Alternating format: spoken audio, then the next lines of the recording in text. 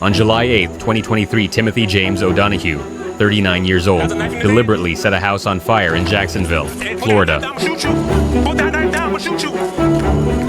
Hey, put that gun down.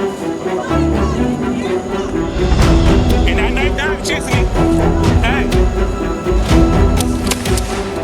O'Donoghue fired an airsoft gun at the officer, who quickly fired back, hitting him.